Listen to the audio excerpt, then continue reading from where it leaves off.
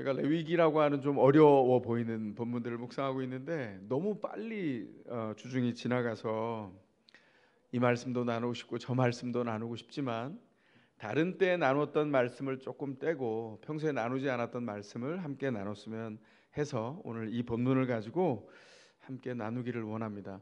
제사장에 위임되는 그 장면에 의복을 입고 제사장이 갖추고 나아가는 것들은 작년에 출애굽기를 하면서 잠깐 묵상했었어요.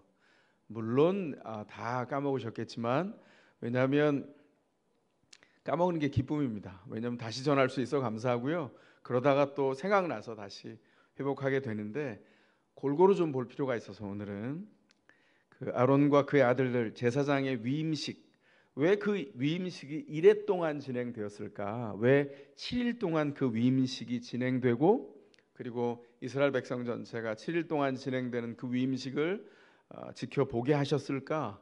그 이유를 좀 헤아려 보려고 합니다.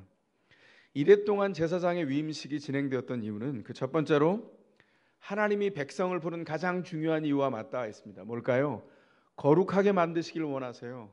하나님이 거룩을 명하시는데 거룩은 하나님이 명하신 대로 순종할 때 이루어지는 아주 긴 과정의 순종의 열매라고 하는 것이죠. 거룩은 하루아침에 선언돼서 이루어지지 않고 거기에 응답하면서 인생을 한 방향으로 오랫동안 순종했던 사람이 맺는 영광스러운 사실은 열매입니다. 오늘 본문에 보면 하나님이 명하신 대로 제사를 드립니다. 그래서 제사에서 생겨난 피와 그리고 아론의 머리를 축복했던 기름, 그것을 가지고 모세가 그 아론과 그의 아들들에게 나오게 되죠. 그리고 뭘 하냐면 먼저 기름을 뿌립니다. 아론과 그의 아들들의 옷에 기름을 뿌리는데요. 참 희한한 건 이런 겁니다. 아론과 그의 아들들에게 제사장으로 위임하면서 기름을 발라서 거룩하게 하는데 기름을 발랐을 때 그 기름이 특정한 어떤 기름이기 때문에 거룩해졌냐? 이런 질문이 생길 거예요. 어떨까요? 답은 뭘까요? 아닙니다. 그 기름이 특정한 기름이었기 때문에 기름을 뿌릴 때 제사장들이 거룩해진 것이 아니라 하나님이 명령하신 것이기 때문에 그 일을 순종하여 반응하는 동안 거룩해졌다는 거예요. 굉장히 중요한 차이입니다. 그리고 나서 피를 가지고 나옵니다.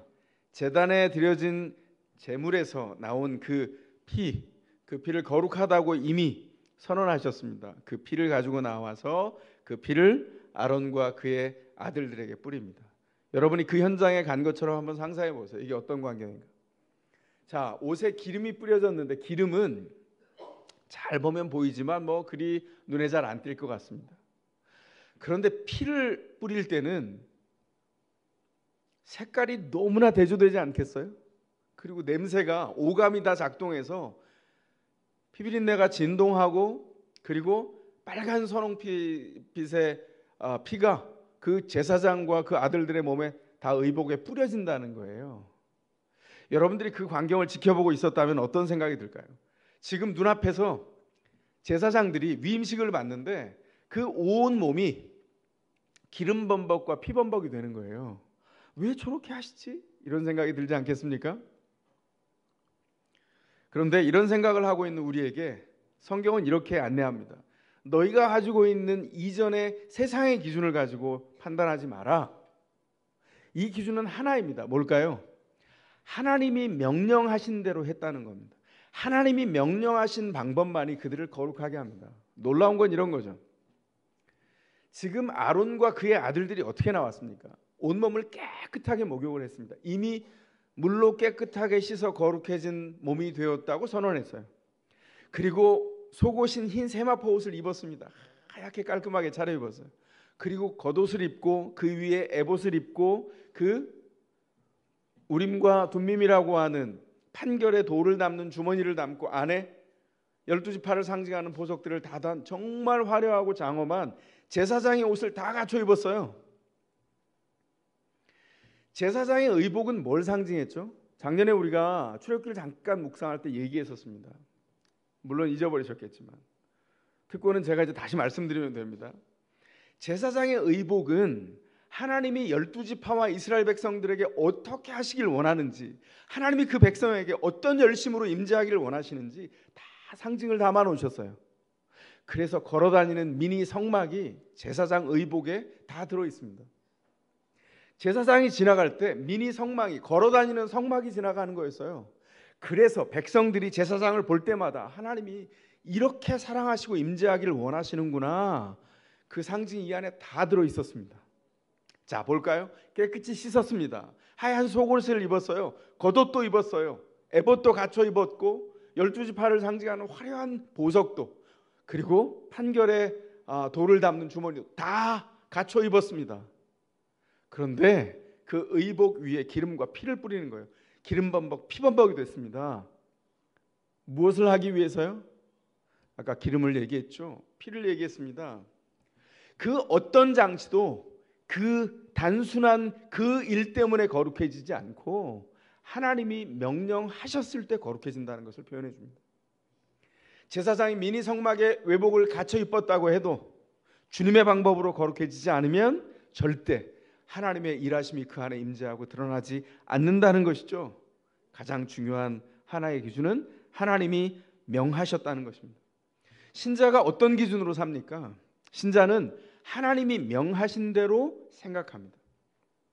교회에 나왔더니 굉장히 다른 생각을 가지고 얘기하는 사람들이 많아요. 이렇게 말합니다. 종종 만나면 어떤 분들이, 맞습니다, 그 말이 맞아요.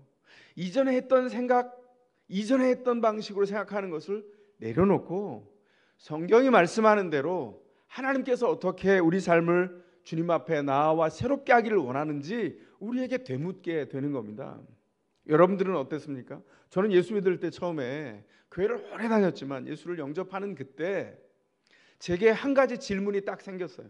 영접하는 그 순간 예수 그리스도가 나의 삶의 주인이요, 내 생명의 출발이고 궁극이라는 것을 발견한 그 순간, 인정하고 아멘한 그 순간 제 마음속에 어떤 질문이 떠올랐냐면, 하나님, 정말 제가 하나님을 기쁘게 하는 일이 뭘까요?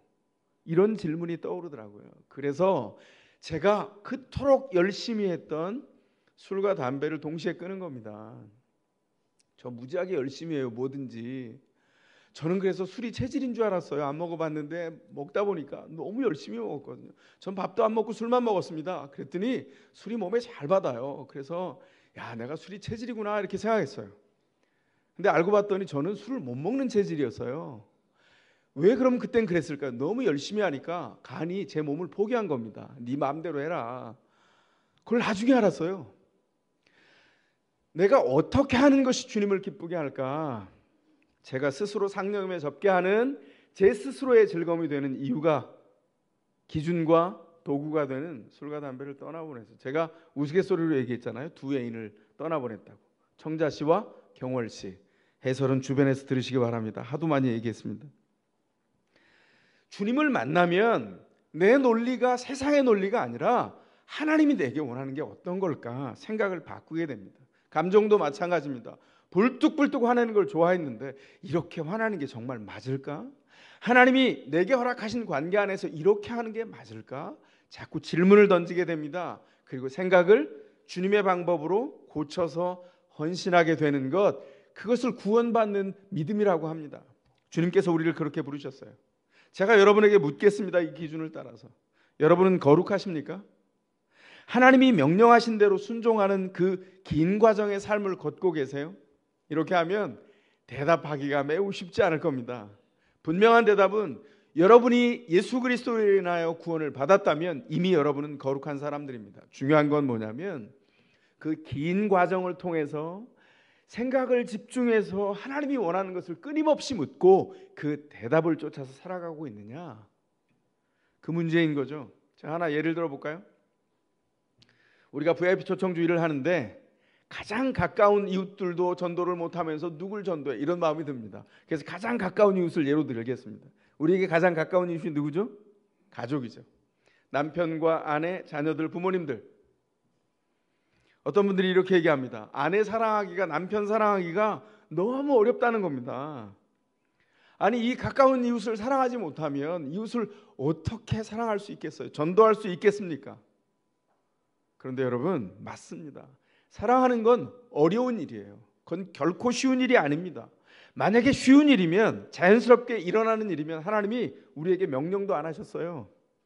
그게 어려운 일이기 때문에 사랑을 명하고 계시고, 심지어는 요한복음 13장 같은 데에서는 주님이 십자가에 달리기 전에 뭘 하시죠?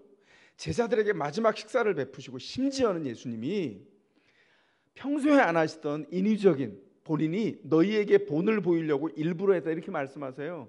우리가 잘 알고 있는 세족식의 장면이 등장합니다. 주님이 이게 웬일입니까? 이렇게 말하는 제자들에게 너희가 세상에서 이렇게 해야 된다 이렇게 말씀하세요. 우리가 다른 사람 밑에서 무릎 꿇는 거 얼마나 싫어합니까? 그게 세속적인 방법이에요. 서열이 다 있어서 조금 낮은 사람이 밑에 무릎 꿇어서 발을 씻는 거지, 어디 직급이 하나라도 높아지면 허리 절대로 숙이지 않습니다. 그런데 예수 안에서는 예수님이 가장 끝에 내려가셔서 허리를 숙이셨어요. 허리에 수건을 두르시고 허리를 숙이셔서 제자들의 발을 닦았다고요. 이게 기독교가 움직이는 방법이에요. 이게 쉽습니까? 주님이 하셨습니다. 결코 쉬운 일이 아닙니다. 그러므로 쉬운 일이 아니기 때문에 우리에게 명령하십니다. 우리의 본성을 거슬리는 일이에요. 사랑한다는 것은 누군가를 구체적으로 사랑하기 위해서 자기를 죽이지 않으면, 죽음을 통과하지 않으면 결코 사랑할 수 없습니다. 그래서 우리 안에서 명령된 이 일들을 행하는 것이 얼마나 귀한 열매인지 모릅니다. 그럼 한번 믿음을 통해서 누군가를 사랑하면서 하나님의 공급을 받아 사랑하게 된 누군가의 이야기를 들어볼까요? 여러 사람의 얘기를 한번 제가 제 마음대로 한번 소설처럼 모아봤습니다.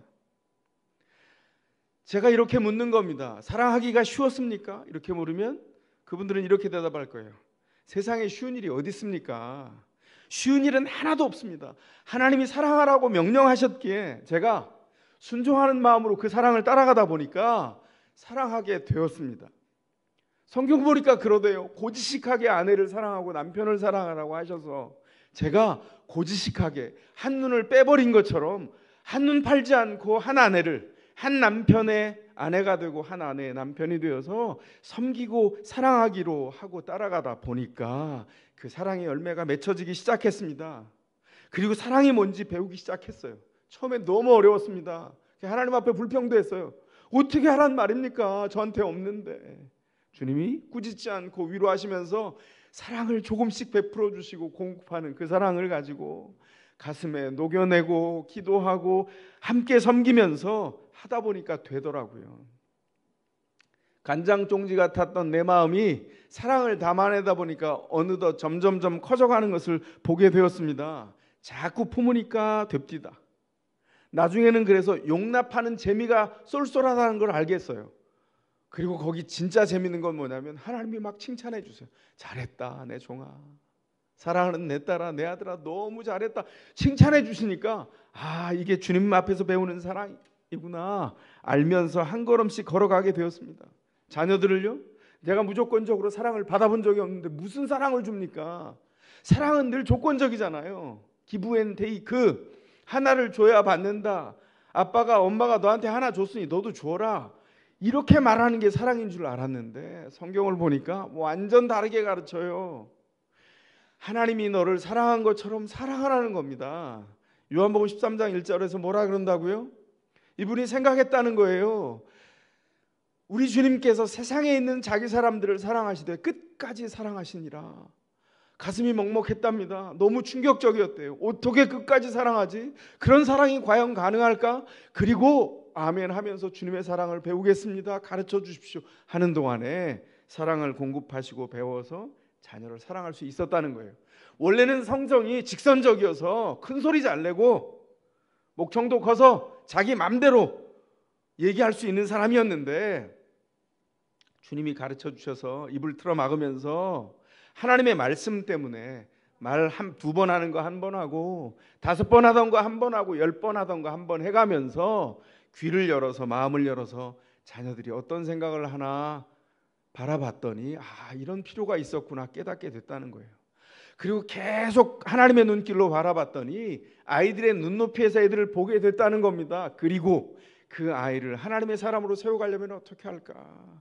지혜가 없어서 하나님께 묻고 하나님의 응답을 통해서 정말 받은 것을 가지고 하나씩 하나씩 공급하면서 했다는 거예요. 그랬더니 자녀들이 감사하게도 믿음 안에서 성장할 수 있게 됐다는 겁니다. 예전엔 잘 못 들었는데 들을 수 있는 사람이 되었습니다. 그런데 이 모든 게 하나님의 선물입니다. 믿음의 사람들이 다 이렇게 얘기합니다. 여러분, 이 복 있는 믿음의 사람의 대열에 들어가고 싶지 않으세요? 여러분이 이미 그 대열에 있는 분들도 계실 겁니다. 중요한 건 뭐냐면 믿음은 내 성정을 가지고 내 것을 가지고 하는 게 아니에요. 하나님 앞에 온유하고 겸손한 사람은 피부가 하얗고 손에 백지창처럼 손과 얼굴에 핏기가 하나도 없어서 하나님 이렇게 올릴 수 있는 사람이 온유한 사람이 아니고요, 온갖 일을 다 감당하되 사랑의 수고를 마다하지 않기까지 준비하며 주님 내게 명하신 것이 무엇인지 말씀해 주십시오. 제가 그것을 하겠습니다. 주님 앞에 긴 과정을 통해서 주님의 사랑을 따라서 걸어간 순종의 사람이 그 일을 감당하는 겁니다. 저는 여러분에게 이 복이 있기를 원합니다. 하나님이 명하신 대로 여러분의 논리가, 여러분의 생각이, 여러분의 감정이 정말 주님을 따라서 바뀌어지는 그런 헌신의 축복이 여러분에게 있기를 원합니다. 여러분이 그 사람이 될 때 여러분 곁에 있는 사람이 그 복이 무엇인지를 알고요, 여러분 곁에 있는 사람이 하나님이 어떻게 사랑하시는지를 발견하게 됩니다. 그러나 그 일 가운데 가장 복받은 사람은 누구냐면 주님의 그 사랑을 담아낸 바로 본인입니다. 바로 그 은혜를 담아낸 본인이 될 수 있기를 주의 이름으로 축원합니다. 이래 동안 제사장 위임식을 이루시는 그 두 번째 이유는 사실 오늘 본문의 핵심입니다. 제사장의 자리가 공적인 자리, 신앙 공인의 자리임을 알게 하기 위함입니다. 제가 새로 용어를 썼습니다. 신앙 공인. 지난 30년 한 세대 동안 기독교가 이렇게 연약해진 이유가 뭔지 아십니까? 그 중에 하나가 뭐냐면 기독교가 아주 소박한 사적인 종교인 것처럼 축소됐어요. 예수를 믿으면 내가 복받고 예수를 믿으면 내가 어떻게 잘할 수 있나를 고민하게 하는 쪽으로 다 축소됐습니다. 개인의 삶은 늘 무겁습니다. 언제나 무겁습니다. 누구에게 물어보십시오. 가벼운 사람이 있는가? 모두가 무거운 짐을 지고 갑니다. 무거운 숙제가 있습니다. 문제는 뭘까요? 하나님 앞에서 정말 주님이 부르신 그 부르심의 자리로 결코 나오지 못하고 무거워졌다, 가벼워졌다, 화장실이 하나인데 두 개로 만들겠다, 방이 하나인데 두 개, 세 개짜리로 만들겠다, 이러다가 우리의 삶의 목적이 너무 소박한 대로 축소돼 있어서 하나님이 부르신 더 큰 부르심에 응답하지 못한다는 것입니다. 그 일에 대해서 기도하는 것이 나쁜 게 아니에요. 그 일을 기도해야죠. 그러나 본 목적이, 하나님이 우리를 이 땅에 남겨두신 목적이 이렇게 고생하면서 화장실 한 개짜리 집을 두 개짜리로 만드는 것을 이뤄가기 위한 게 우리의 궁극적인 목표가 아니라고요. 방 한 칸짜리, 세 칸, 다섯 칸짜리를 만드는 게 우리의 목표가 아니라고요. 한 칸짜리에 살면 어떻고 다섯 칸짜리에 살면 어떻습니까? 예? 월세면 어떻고 전세면 어떻습니까? 뭐가 문제예요? 가장 중요한 문제는 그 부르심에 합당하게 응답하고 있느냐는 것이죠. 원래 이 위임식에서부터, 원래 부르신 백성인 이스라엘 백성에게서부터 원래 부르심은 그 신앙 공인의 자리였다는 것입니다. 오늘 본문을 볼까요? 위임식의 제사가 끝납니다. 그러면 아론과 그의 아들들이 회막에 머물러요. 텐트 오브 미팅이죠. 하나님이 만나시는 곳에 머물러서 위임식 제사에서 물려나온 남은 고기를 삶아서 제사에 역시 가지고 나왔던 남겨진 떡, 광주리에 있는 떡을 가져다가 그 삶은 고기와 빵을 함께 먹습니다. 그리고 나서 먹고 남은 것은 불살라야 위임식의 제사가 끝이 납니다. 이 위임식의 제사를 매일매일 이래 동안 한다는 거예요. 이래 동안 매일 드렸습니다. 이래 동안이라 그랬어요. 이건 실제로 일어난 7일 동안 일어난 제사일 뿐만 아니라 이것은 굉장한 상징입니다. 7이라고 하는 숫자가 완전함을 상징하는 상징수인데 제단에 기름을 7번 뿌려서 제단을 거룩하게 했습니다. 그러면 제단에 기름을 6번 뿌리면 거룩해지지 않을까요? 8번 뿌리면 거룩해지지 않을까요? 이건 그런 문제가 아니라 7번이라고 하는 하나님이 명령하신 그대로 행할 때 하나님의 방법대로 순종하고 이루어질 때 거룩해진다는 것을 상징합니다. 위임식의 제사를 통해서 7번, 7일 동안 7번을 동일한 위임식과 제사를 드리고, 그리고 회막에서 하나님 앞에서 모든 백성이 보는 앞에서 밥을 먹는 7일을 보낼 때 이 일이 완전한 위임식으로 구별되는 시간이 된다는 거예요. 그 제사장들은 그 시간 동안 가장 완벽하고 거룩한 하나님 앞에 온전한 시간을 보낸 채워진 사람들이 됩니다. 놀라운 건 이거죠. 죄로 인해서 오염되는 것은 순식간입니다. 그러나 거룩으로 회복되는 것은 일의 시간이 필요해요. 상징수지만 하나님이 명령하신 절차를 따라 7일의 시간이 필요합니다. 여러분 기억해 보십시오. 비유컨대 건물도 지을 때는 오래 걸립니다. 설계부터 시작해서 시공하는 단계, 재료를, 그리고 감독을, 그 안에 인부들이 그 모든 일을 짓습니다. 그게 10층짜리건 30층이건 50층이건 어렵습니다. 그런데 무너뜨리는 거요? 순식간입니다. 50층짜리 건물도 폭약을 장약하고 버튼 누르면 한꺼번에 무너져요. 죄가 우리 가운데 얼마나 치명적이냐면 그 죄가 들어올 때 순식간에 삶이 무너집니다. 어떻게 거룩해진다고요? 그 죄된 백성들이, 그 노예되었던 백성들이 어떻게 거룩해진다고요? 7일 동안의 위임식을 통해서 하루하루를 하나님의 명령하신 대로 순종하고 지나갈 때 그 일이 거룩한 사람들로 구별되고 변화된다는 거예요. 이렇게 하나님 앞에 선택된 사람들이 이 과정을 거치면서 자신의 삶에 있는 영광스러운 부르심과 함께 삶의 무게를 느낍니다. 오늘 보면 34절에 보면 주님께서 그대들의 죄를 속하는 이 예식을, 이 예배를 오늘 한 것처럼 이렇게 하라고 명령하셨습니다. 모세가 말합니다. 무슨 말입니까? 하나님이 명령하신 대로 제사의 과정이 이루어질 때 그 현장 안에서 하나님의 신비한 임재가 주어진다는 거예요. 놀랍지 않습니까? 죄인들이 이 절차를 거친다고 어떻게 거룩해집니까? 왜 이 신비한 절차가 가능했죠? 하나님이 명령하셨기 때문입니다. 하나님이 명령하시고 하나님이 은혜의 절차를 만들어 두셨기에 그 이래 동안 진행되는 과정이 반복될 때 죄인이 하나님의 거룩한 사람으로 구별되어서 세워진다는 거예요. 참 놀라운 일입니다. 그 제사장들이 참여해서 이래 동안 거룩의 부르심과 그 신앙 공인의 무게를 느꼈습니다. 근데 또 느끼는 사람들이 있었죠. 그들이 누굽니까? 그 회막 바깥에서 그 진행되는 일을 바라보았던 이스라엘 백성들, 그들은 낱낱이 지켜보았어요. 하나님이 준비하신 은혜와 그 은혜가 생생하게 진행되는 자리를 다 목격했습니다. 그리고 그들도 하나님의 거룩한 일원으로 부름 받았다는 것을 깨닫게 되죠. 그 절차가 거쳐가는 동안, 그 일해 동안 제사장과 밖에 지켜본 모든 백성이 공동적으로 느낀 게 있어요. 뭘까요?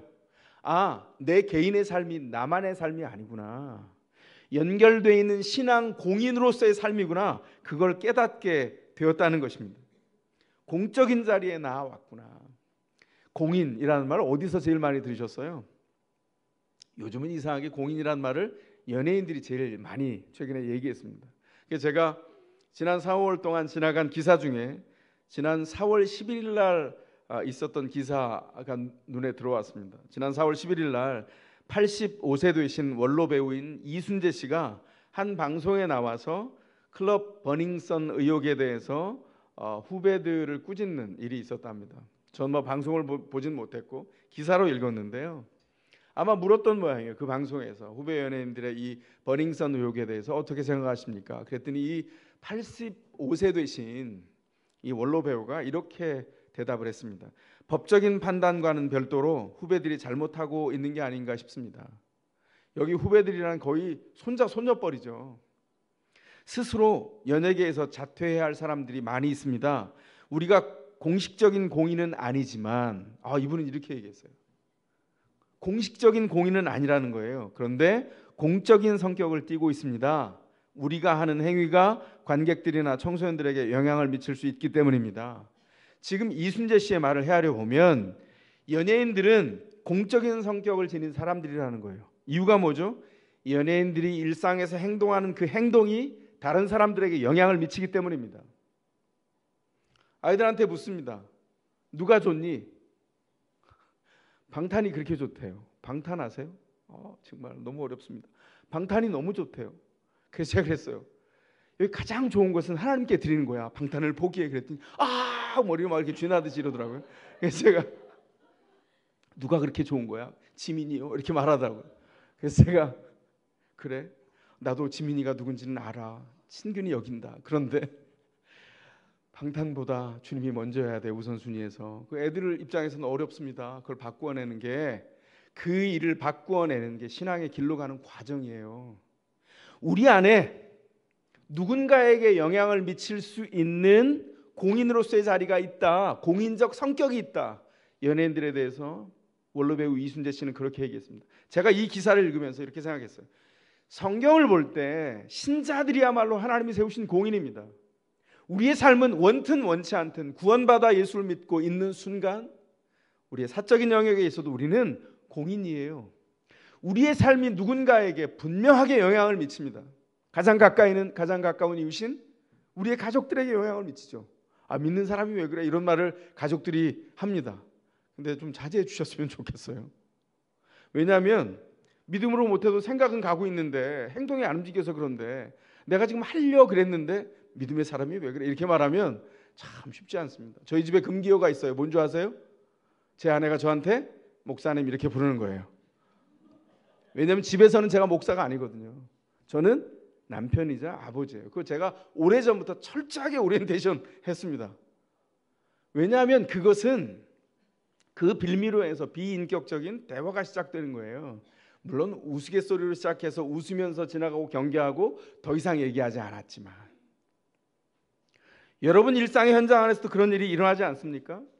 신앙생활을 하는 구원받은 신자는 다 공인입니다. 그런 의미에서 제사장 임직식이 단지 제사장만의 몫이 아니었다는 거예요. 신앙 공인으로 제사장들이 세워지는 동안 그 광경을 지켜보는 모든 이스라엘 백성들이 신앙의 공인으로 세워졌다는 것을 다 경험하고 나누어 갖게 되었습니다. 왜 그렇습니까? 이 임직식과 제사의 모든 과정이 레위기보다 더 자세하게 기록된 출애굽기의 문맥에 따르면, 이게 출애굽기 19장에 나와 있는 하나님이 시내산에 율법을 주실 때 원래 원하셨던 그 목적의 핵심과 맞닿아 있습니다. 출애굽기 19장 6절에 이렇게 말합니다. 너희 나라는 나를 섬기는 제사장 나라가 되고 너희는 거룩한 민족이 될 것이다. 이게 주님의 비전이에요. 이게 핵심입니다. 너희가 제사장 나라가 될 것이다. 열방을 향하여서 하나님 앞에 서 있는, 그래서 주님께서 허락하신 온갖 좋은 것을 공급받아서 열방에 하나님이 어떤 분인지를 자랑하는 그런 백성이 될 것이다. 근데 이미 그 당대에 한번 실패했잖아요. 그죠? 그 본문이 19장에 주어지고 20장에서 금송아지 섬기잖아요. 하나님이 뭐라 그럽니까? 돌판을 받은 모세에게, 야 모세야 내려가라. 밑에 난리 났다. 내려와서 보니까 난리가 났어요. 돌판을 깨죠. 그래서 어떤 일이 벌어집니까? 옷을 찢고 회개하여 기도하는 일이 벌어져요. 그 기도하면서 모세가 뭐라 그러죠? 하나님이 이렇게 말씀하셨어요. 모세야 나 이 백성하고 안 갈란다. 이 백성 말고 너와 네 자손을 통해서 내가 다시 하마. 모세가 이렇게 중보기도를 합니다. 아주 정말 명불허전인 기도를 하죠. 뭐죠? 하나님, 하나님의 명예를 지키십시오. 하나님은 열방 가운데 이 백성을 구원한 위대하신 구원자 하나님이십니다. 모세의 기도를 주님께서 들으셨어요. 그리고 모세의 마음을 확인했죠. 그래서 그 백성의 죄를 다시 용서하시고 새롭게 하십니다. 여기 놀라운 일은 그 섬기는 제사장 나라로 부름을 받았다는 거예요. 누가요? 이스라엘 백성 전체가. 이게 원래 본래의 목적입니다. 그런데 이 일이 이루어지려면 개인적으로 어떤 일이 있어야 되냐면, 이스라엘에 속해 있는 개개인이 어떤 반응으로 주님 앞에 나와야 되냐면, 개인적으로 누구와 경쟁하지 않는 거예요. 옆에 있는 이웃과 비교하지 않는 겁니다. 근데 우리가 언제 불행해지죠? 이웃은 잘 나가는데 야 진짜 지금 여름이 가까워오는데 옆집은 신상 에어컨 빵빵하게 틀어놨는데 우리는 정말 에어컨이 너덜너덜해서 고장이 나서 이 더위에 어떻게 준비해야 될지도 모르겠어. 이런 작아 보이는 한 가지. 구형이면 어떻고 신형이면 어떻습니까? 근데 그 일이 마음에 부담이 돼요. 비교하니까 그냥 비교하지 않으면 행복한데 비교하니까 남들보다 잘 못 사는 것 같아요. 자꾸 누군가의 원망이 생깁니다. 세상에 저 사람만 없으면 내가 진짜 발 뻗고 잘 텐데 행복할 텐데 세상에 정말 내가 누구처럼만 살면 진짜 더할 나위 없이 행복할 텐데 누군가를 비교하거나 누군가를 표적 삼아 그 사람을 지우려고 합니다. 그 우리 죄의 본능이에요. 그거 이방 사람들이 갖고 있는 태도입니다. 그 태도를 버리려면 어떻게 해야 되죠? 하나님의 말씀을 들어야 됩니다. 너희가 정말로 나의 말을 잘 듣고 내가 세워준 언약을 지키면 너희는 모든 민족 가운데서 나의 보물이 될 것이다. 이 말씀을 하셨어요. 하나님이 원하는 게 뭐냐면 이스라엘 백성이 보물이 되는 거예요. 이거 어디에 있을까요? 아까 말씀하셨던 너희가 나를 위한 제사장 나라가 될 것이다 하셨던 출애굽기 19장 6절 바로 이전에 5절에서 하신 말씀이에요. 너희가 관건은 이거라는 거예요. 너희가 옆에 있는 사람과 비교하는 게 아니라 내 말을 잘 듣고 세워준 언약을 지키면 너희가 보물처럼 살 거야. 우리 주님이 우리에게 그렇게 말씀하셨어요. 그래서 어떻게 해야 된다고요? 개인이 정말 하나님의 일하심을 나타내는 게 소원입니다. 주님, 내가 어떻게 주님을 기쁘게 할 수 있을까요? 그 질문을 하면서 삶을 돌아보는 겁니다. 하나님이 원하는 것으로 꿈을 꾸고 그 꿈이 현실이 되기까지 날마다 의뢰하고 기도하고 담아내고 살아가는 겁니다. 이런 사람을 보면 주변의 사람들이 뭐라고 얘기할까요? 대표적인 대답 하나를 제가 모범 대답을 알려드릴까요? 내가 하나님이 살아계신지 내가 교회 안 나가봤고 내가 잘 모르겠는데 내가 저 사람 보니까 하나님이 살아계신 게 맞긴 맞는 것 같네. 그런 얘기를 들어야 그가 신자입니다. 세상 상식으로 똑같이 경쟁하고 세상 상식으로 똑같이 질투하고 세상 상식으로 품어낼 수 없는 사람을 품어낼 수 없다면 그게 어떻게 주님이 공급하시는 것으로 함께 나누는 일이겠습니까? 어떻게 해야 된다고요? 하나님이 우리에게 주신 것을 충분히 공급받아서 그 일들을 함께 나누는 제사장으로 부름을 받았다는 거예요. 신자의 삶이 그래서 있는 그대로 열방에 드러납니다. 그러나 불행하게도 이스라엘은 열방을 위한 제사장 나라로 사는 것 실패했습니다. 왜 실패했을까요? 주변의 이방 나라가 이스라엘 백성을 보고 흠모할 향기를 맡지를 못했어요.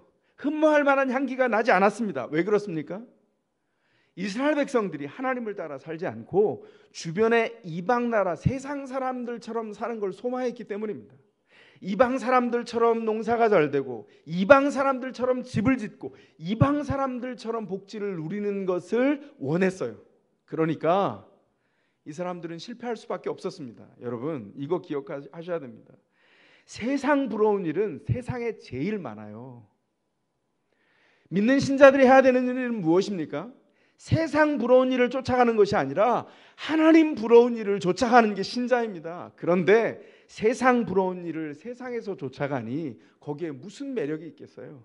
그들은 그래서 제사장 나라가 되는 일을 무참히 실패했습니다. 그래서 실패한 제사장 나라 이스라엘을 대신해서 제사장이 되셔서 우리 가운데 오신 분이 계시죠. 우리를 구원하신 예수 그리스도께서 예수 그리스도를 통해서 세워질 모든 인생을 향해서 그 신자를 새롭게 하는 인생을 위해서 그의 피를 뿌려서 거룩하게 하셨습니다. 그래서 히브리서 10장 22절이 우리 가운데 이렇게 증거합니다. 우리는 확고한 믿음을 가지고 참된 마음으로 하나님께 나아갑시다. 우리는 마음에다 예수의 피를 뿌려서 죄책감에서 벗어나고 맑은 물로 몸을 깨끗이 씻었습니다. 우리의 마음에다 예수의 피를 뿌려서 죄와 죄의 모든 책임감의 채무를 그리스도께서 다 지불하셨어요. 우린 더 이상 죄의 책무에 허덕이지 않습니다. 어떻게 되었어요? 그리스도를 믿는 순간 깨끗하게 되었어요. 위임식의 제사 중에서 뿌려진 그 피로 말미암아서 거룩하게 된 하나님의 집 이스라엘의 제사장이 세워졌던 것처럼 오늘 신자들은 뿌려진 그리스도의 피를 통해서 영원하신 하나님 나라의 제사장으로 세워졌어요. 가정의 아버지만 남자만 제사장이라고 말하지 않습니다. 그건 성경적이지 않아요. 모든 신자가 제사장으로 부름을 받았습니다. 하나님의 거룩한 책무가 신자 모두에게 주어졌어요. 모든 신자가 영원하신 하나님의 제사장이 되었다. 이것이 가장 중요한 복음입니다. 우리가 구원받는 신자로 서는 순간 만 백성을 향해서 영원하신 구원자 예수 그리스도를 나타내는 제사장이 되었다. 신앙의 공인이 된 것입니다. 우리 개인의 삶이 영원하신 하나님의 목적을 세우는 거룩한 부르심 가운데 세워졌다. 열방을 향한 제사장이 되어서 그리스도를 통하여 많은 사람을 구원하고 예수 제자가 되게 하는 일이 우리에게 주어졌다는 거예요. 우리가 잘 알고 있는 신약 베드로전서 2장 9절에 뭐라고 말합니까? 여러분은 택하심을 받은 족속이요 왕과 같은 제사장들이요 거룩한 민족이요 하나님의 소유된 백성입니다. 그래서 여러분을 어둠에서 불러내어 자기의 놀라운 빛 가운데로 인도하신 분의 업적을 여러분이 선포하는 것입니다. 이게 우리의 부르심입니다. 여러분이 어떤 형편에 있든지 상관이 없습니다. 여러분의 형편이 위로받지 말아야 된다는 뜻이 아닙니다. 하나님이 끝끝내 위로하시고 세워가실 것입니다. 그러나 여러분의 형편이 어떤 형편이든지 어떤 상황에 살고 있든지 부르심은 하나입니다. 뭘까요? 제사장입니다. 지금 상황이 형편이 어려운 중에 분투하는 분들이 계십니다. 그러나 그 분투는 기억하십시오. 어둠과 싸우는 분투가 아니에요. 우리가 그리스도 예수 안에서 구원을 이룬 다음에 하는 모든 분투는 외믿음을 가지고 남편을 위해서 아내를 위해서 기도하는 분들도 기억하십시오. 그 분투는 어둠과의 싸움이 아닙니다. 나를 빛으로 부르셔서 빛을 선전케 하신 주님을 따라서 빛을 바라보며 걸어가기 위한 싸움이에요. 우리는 어떻게 싸우죠? 어둠과 싸운다고 생각해요. 그래서 싸움의 승리할 확률이 10번 중에 한 번도 될까 말까요? 왜냐하면 사단과 대적해서 못 이깁니다. 그것은 그리스도가 이기신 싸움이에요. 어떻게 해야 됩니까? 내게 부여하신 생명의 싸움을 가지고 빛 가운데 걸어가기를 한가름을 쓰셔야 돼요. 남편을 불평하다가 아내를 불평하다가 이웃을 불평하다가 자녀를 불평하다가 내가 믿음에 서는데 실패합니다. 여러분 가만히 돌아보세요. 그렇게 욕하는 에너지는 있는데 내가 주님 앞에 세워지는 에너지가 없다는 걸 발견해요. 큰일이죠. 근데 은혜는 무슨 싸움이라고요? 어둠과 싸우는 싸움이 아니라 빛으로 나아가는 싸움이에요. 주님이 빛 가운데 나아가서 주님 앞에 그 우리 가운데 허락하신 이미 우리 가운데 있는 주님의 구원하시는 업적을 드러내도록 우리를 풍성하게 인도해 가신다는 겁니다. 그래서 우리가 분투 중에 있을 때 뭘 해야 될까요? 기뻐하면서 싸우고 웃으면서 버티고 찬송하며 일어설 수 있는 거예요. 어떤 분들이 그렇게 느끼죠. 신앙 안에서 어려운데 가장 어려운데 이분이 너무나 기쁘게 하나님 앞에 너무 감사해요 이렇게 일어나요. 목장에서 그분 보면 희한하게 느끼는 분들이 계실 겁니다. 저분 왜 그러지? 실성하셨나? 너무 어려우니까 마음도 어려워졌나? 그래서 저거 염려되는데 염려하지 마십시오. 빛 가운데 씨름하는 동안에 주님께서 우리 가운데 희락을 주세요. 믿음의 사람들이 다 그렇게 걸었어요. 사단은 우리를 속이려고 합니다. 어둠 가운데 있어서 어둠의 싸움을 싸우라고 우리를 거기다 계속 밀어넣어요. 그리고 지가 이겨먹습니다. 늘 어둠의 싸움에서 사단을 이길 재간이 없기 때문이에요. 우리를 어떻게 한다고요? 만약에 믿었는데 어둠의 찌꺼기가 남아있다면 빛으로 나아가는 싸움을 하십시오. 그걸 제거하는 것은 여러분의 몫이 아니에요. 더 중요한 것을 붙잡다 보니까 주님을 더 사랑하다 보니까 내가 사랑했던 것이 너무 유치하고 덜 사랑할 만해지는 거예요. 그게 신앙의 비밀입니다. 주님을 대상으로 하지 않고 자기 만족을 위해서 대상으로 한 것은 사랑이라고 말하지 않아요. 그걸 중독이라고 말합니다. 여러분이 중독 가운데 있다면 진검승부의 믿음의 이 싸움을 아직 하지 않은 겁니다. 여러분에게 부여된 싸움은 어둠을 이기는 싸움이 아니에요. 빛으로 나아가는 싸움입니다. 그 싸움을 싸우시기를 바랍니다. 주님의 업적을 여러분의 일상을 통해서 드러내기를 바랍니다. 그래서 기뻐하면서 싸우시고 웃으며 버티고 찬송하면서 일어서십시오. 여러분이 그렇게 주님 앞에 나아갈 때 그 은혜를 여러분한테 열매로 주실 줄 믿습니다. 우리 더샘물의 가족들이 지금 VIP 초청주의를 준비하고 있습니다. 왜 이 일을 할까요? 교회 인원 늘어가는 게 교회의 목적입니까? 아닙니다. 단연코 아닙니다. 중요한 것은 가장 중요한 목적인 우리가 이 빛으로 나아가는 싸움을 통해서 주께서 주신 열매를 함께 나누어 잔치하기 위함입니다. 저희 교회가 가지고 있는 가장 중요한 목적은 그리스도를 쫓아서 삶이 바뀐 사람들이 함께 잔치하고 우리만 누리는 것이 아니라 품을 열어서 누군가를 또 품는 일입니다. 어둠 가운데 남겨져서 찢겨진 사람들, 끙끙거리면서 일어나지 못하는 사람들을 초청하여서 함께 데리고 나와야 할 것입니다. 그런데 기억하세요. 이게 영적인 거라 초청하면 그렇게 말씀을 잘 듣고 소통이 잘 되던 사람들이 삐지기도 하고 말을 듣지도 않고 만나기가 대단히 어렵습니다. 어떻게 될까요? 더 많이 기도하고 그 축복이 임하도록 해야 할 것입니다. 우리가 할 일이 뭐냐면 열방의 제사장으로 신앙의 공인의 부르심에 합당하도록 우리의 삶을 살고 나누는 일입니다. 복음은 전하는 이가 있어야 믿게 됩니다. 로마서 10장 14절 들은 적이 없는 분을 어떻게 믿을 수 있겠습니까? 선포하는 사람이 없으면 어떻게 들을 수 있겠습니까? 이렇게 말합니다. 그래서 들려주어야 합니다. 초청해야 합니다. 사도 바울이 그래서 이렇게 말씀하셨어요. 로마서 10장 요 말씀을 하시고 바로 이어서 선한 소식을 기쁜 소식을 전하는 이의 발이 얼마나 아름다운가. 우리가 그 아름다운 발걸음이 되어야 할 것입니다. 결론을 맺습니다. 우리는 그 이래 동안의 시간을 살아갑니다. 그 이래는 상징의 시간이지만 그 이래 동안 우리는 완벽한 회복의 시간을 갖습니다. 그 이래 동안 완벽한 거룩의 시간으로 초청되었습니다. 신앙 공인으로 부르심받은 영광스러운 순간입니다. 우리의 삶의 모든 초청된 여정이 삶의 현실이 아무리 무거워도 그리스도가 주신 신자의 시간이 바로 이 이래 동안의 시간입니다. 신자의 부르심 결코 가볍지 않습니다. 자녀들에게, 배우자에게, 교회의 다음 세대에게, 그리고 이웃들에게 열방에 드러난 이 신앙 공인의 시간, 이 시간은 굉장히 무거운 기회입니다. 열방에게 그 복음을 전할 기회. 그러나 너무 무거워하지 마십시오. 왜냐하면 하나님이 신비롭게 임재하셔서 우리의 삶을 세우셨기 때문입니다. 우리가 할 일은 뭘까요? 그래서 다만 빛으로 나아가는 싸움을 하고 다만 기도하고 축복하고 섬기는 것입니다. 전화해서 함께 만나서 밥을 먹고 축복하고 그를 믿음의 현장으로 데리고 오는 겁니다.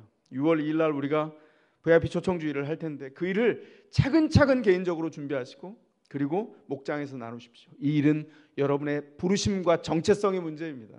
그 씨름 가운데서 하나님이 우리를 부르신 그 일을 확인하고 그 열매를 같이 얻을 수 있었으면 좋겠습니다. 여러분의 이름이 적힌 출석부와 하실 일을 다시 한번 제가 낭독하겠습니다. 여러분은 택하심을 받은 족속이요 왕과 같은 제사장들이요 거룩한 민족이요 하나님의 소유된 백성입니다. 그래서 여러분을 어둠에서 불러내어 자기의 놀라운 빛 가운데로 인도하신 분의 업적을 여러분이 선포하는 것입니다. 믿습니까? 아멘입니다. 이 한 주간 동안 이 복을 누리시는 축복이 있기를 주의 이름으로 축원합니다.